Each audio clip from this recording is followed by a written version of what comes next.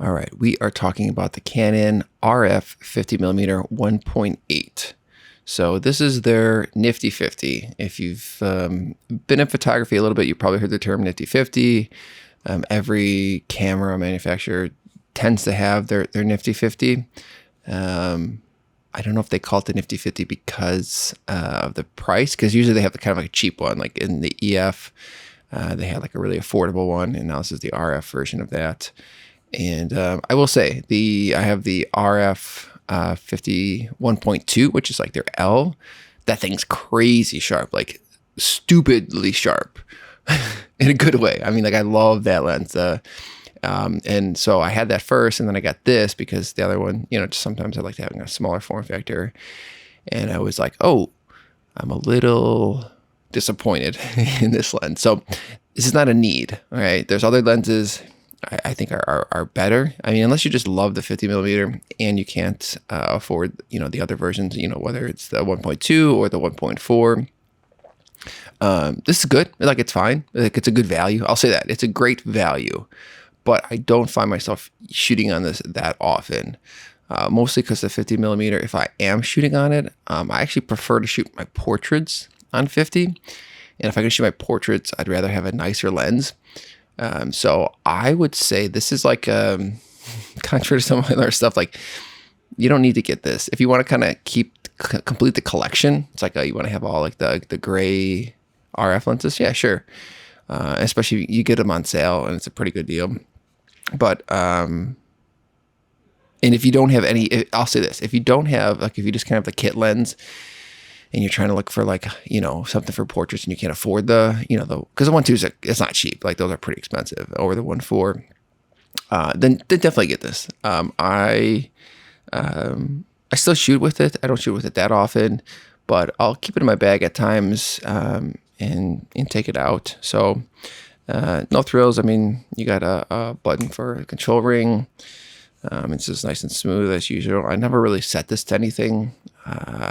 I just don't, I don't know. It just doesn't do it for me. Because I shoot on, if I'm using this, on a Canon RF body, the autofocus is incredible. So I'd rather just tap the screen to tell me what's in focus than focus manually. So that's pretty much it. These are the Fieldmade Co. Labels. Love them. Huge fan of them. If you put them on, don't make the same mistake that I did the first time. Actually, the first like 5 times. This X should line up with this line here, which is awesome because then you could see when you're like trying to put it on, it lines up. Boom. Because unlike the EF body caps, it has to be perfectly in line. It's kind of annoying. But I digress. Stick them on the front. It's great. It's a 43mm filter size, and despite it being a cheaper lens, I still stick my nice B+W filter in the front. One thing just to keep in mind if you are buying filters, so they come in different flavors. This one's the clear MRC. So I went back and forth for a long time. I'm like, oh, do I get the UV one, the UV haze, or that? I found out after like digging on Reddit and all these different forums that basically, so I get the clear for any of my digital body. So like RF, anything like RF that doesn't have a film equivalent, but I do shoot on film sometimes. So anything with an EF, I'll get the haze because apparently the film, you need that to kind of, do something. I really don't know the difference, but basically if you're not shooting, if you're only digital, then just get the clear. The haze you don't need. But if you are using this lens or using a lens to shoot on film, then get that. So if you have an EF body, like let's say this is the EF version, I would get the UV haze filter on there. So hopefully that helps. And then you can get the different sizes. This is the nano. It's super small. I'll try to keep it compact to lean into this because I have this one. What size is this one? Yeah. Also, it doesn't really even matter that much. If you got the haze, it's not going to affect it. So don't overthink it either. Sometimes I've sat in my cart and I was like, ooh, should I get the haze? Not the haze.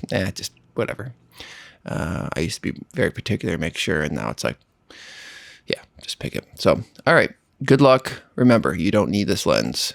you need a 28, you need this lens. I'd buy this lens again before I bought this lens. But if you're looking for something to just push you over the edge because you just want it, yeah, go get it. Why not? Treat yourself.